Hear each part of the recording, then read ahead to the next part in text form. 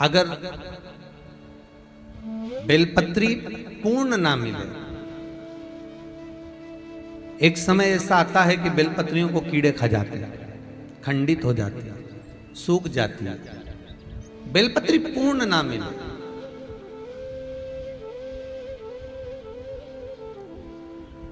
तो क्या हम खंडित बेलपत्री भी शंकर को समर्पित कर सकते हैं? देखिए प्रश्न कितना सुंदर है उसका। प्रश्न केवल एक व्यक्ति के लिए ये प्रश्न नहीं होता, ये प्रश्न जो करे जाते हैं ये जग कल्याण के लिए, सभी के लिए। मान लो अगर बेलपत्री साबुत नहीं है, बेलपत्री कहीं कीड़ा खा गया, कहीं बेलपत्री खंडित हो गई, कहीं बेलपत्री में कुछ तकलीफ है, मान लो कीड़ा हो गया या कुछ हो गया और वो खंडित है, तो क्या हम उसको ना चढ़ाएं कि चढ़ाएं? और बेलपत्री मिल ही नहीं रही है और बेलपत्र हमें प्राप्त ही नहीं हो रही, ऐसी दशा में हम क्या कर सकते हैं? तो शिव महापुराण की कथा कहती है यह भी जरूरी नहीं है कि आप बेलपत्र समर्पित करें। कितना सुंदर कहा है शिव महापुराण की कथा में कि हम ये भी नहीं कह रहे कि बेलपत्र आप समर्पित करें। अगर बेलपत्र खंडित है, टूटी पड़ी है और आपके पास में नहीं है तो शिव जी की चढ़ी हुई बेलपत्र को धोकर शंकर पर चढ़ा दे। उसने दूसरा प्रश्न लिखा, मान लो मंदिर में भी बेलपत्र नहीं हो तो? बहुत अच्छे प्रश्न है ये।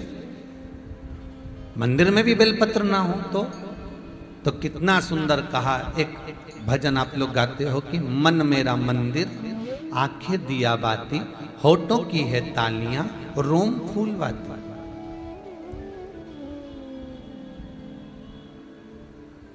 शिव महापुराण की कथा कहती है मान लो अगर ऐसे समय पर बेलपत्र नहीं है तो महाराज भगवान शंकर के शिवलिंग का दर्शन कर कर अपनी ये 3 उंगलियां शिव जी के शिवलिंग को समर्पित करो। कितनी उंगलियां?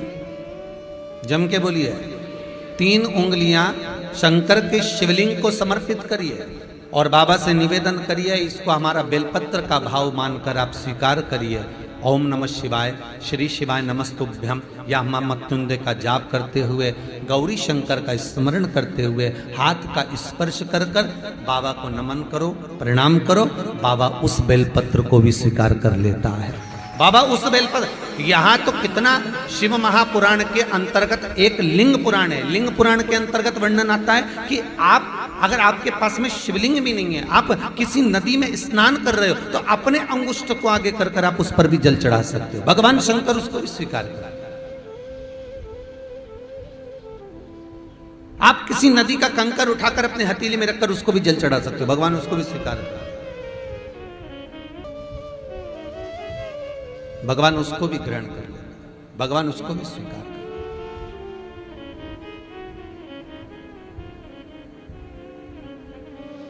जैसे गाय के दूध में पड़ा हुआ बेलपत्री का एक पत्ता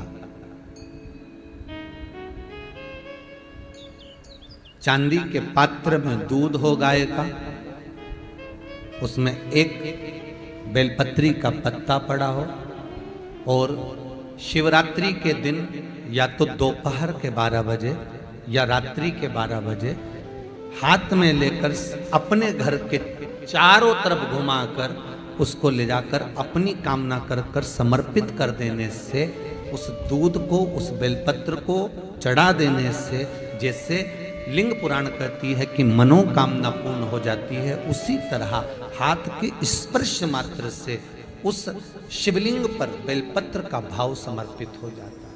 मात्र स्पर्श मात्र से।